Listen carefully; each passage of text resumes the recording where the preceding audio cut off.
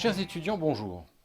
Pierre-Joseph Proudhon est l'un des grands représentants du socialisme français au milieu du XIXe siècle. Il est resté célèbre notamment pour cette phrase « La propriété, c'est le vol » dans Qu'est-ce que la propriété en 1840. Mais il y a quelque chose de logiquement absurde dans cette affirmation. Car s'il n'y avait pas de propriété acquise légitimement, il ne pourrait y avoir d'actes tels que le vol. C'est pourquoi Proudhon précisera par la suite que c'est la répartition effective de la propriété qu'il considère comme un vol, et non la propriété elle-même, qu'il qualifiera de force révolutionnaire fondatrice de la société anarchiste. Mais Proudhon est un anarchiste individualiste. Il ne voit pas le prolétariat ni l'État comme les sources légitimes du pouvoir. Il critique sévèrement le communisme et plaide pour un mutualisme ouvrier, une forme de solidarité coopérative structurée qui reposerait sur la mise en commun volontaire de ressources dans un but d'entraide. On le sait peu, mais Bastiat n'était pas du tout opposé à cette idée sur le principe. Simplement, il craignait que l'État ne le transforme de fait en service public monopolistique. Et l'histoire lui donnera raison. En revanche, on sait plus que, dans la misère de la philosophie, Marx s'en prendra violemment à Proudhon et à son socialisme qu'il appellera utopique. Pour lui préférer un socialisme dit scientifique. En juin 1848, Proudhon se fait élire en même temps que Bastiat à l'Assemblée nationale. Ils se côtoient et s'estiment. Mais en 1849, dans une polémique retentissante, Bastiat va échanger 14 lettres avec lui dans les colonnes du journal La Voix du Peuple. Dans cet échange musclé, il précise sa position sur les questions monétaires et bancaires. La querelle se résume dans l'alternative suivante: gratuité du crédit ou liberté du crédit. Proudhon voit dans l'intérêt du capital la cause initiale du paupérisme et de l'inégalité des conditions. Il défend la création monétaire illimitée par une banque d'État, la banque d'échange ou la banque du peuple, et voit dans la gratuité du crédit la solution du problème social.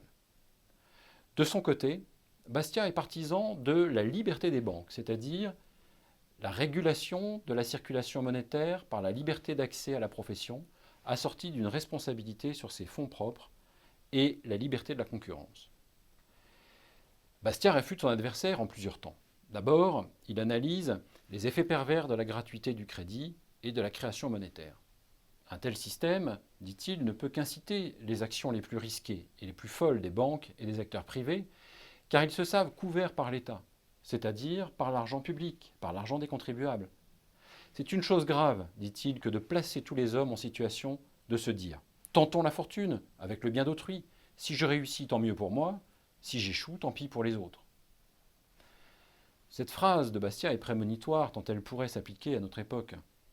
La politique des taux bas, pratiquée par les banques centrales, est une façon de créer artificiellement de la monnaie. Et les crises successives du système financier depuis un siècle, avec l'endettement exponentiel des États, en sont les conséquences directes. Ensuite, Bastiat montre qu'il est possible d'améliorer le pouvoir d'achat des classes ouvrières, mais par d'autres moyens, plus justes et plus efficaces. Pour lui, la baisse des taux d'intérêt est également le but d'une politique libérale. Mais c'est par la libération et l'accumulation des capitaux qu'on y parvient, et non par l'abolition de l'intérêt, c'est-à-dire la gratuité du crédit. En effet, selon Bastiat, le progrès de l'humanité coïncide avec la formation des capitaux. Dans un pamphlet intitulé « Capital et rente », Bastiat nous le fait comprendre avec Robinson Crusoe sur son île. Sans capital accumulé, sans matériaux, Robinson serait voué à la mort. Il explique ensuite que le capital est 2 fois l'enrichissement du travailleur. D'abord, il augmente la production, donc diminue le prix du bien à la consommation, puis ce qui a pour effet d'augmenter le salaire. Dans une société moderne, le capital est une force égalisatrice. En effet, dit Bastiat, je cite, « Quand les capitaux se multiplient, ils se font concurrence entre eux.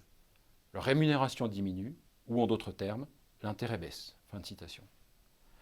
En conclusion, Proudhon et Bastiat ont vu tous les deux l'importance de l'accumulation du capital et la tendance de certains hommes à en exploiter d'autres. Mais ils n'ont pas tiré les mêmes conclusions. Proudhon, comme Marx, prévoyait une paupérisation croissante des masses dans les pays capitalistes.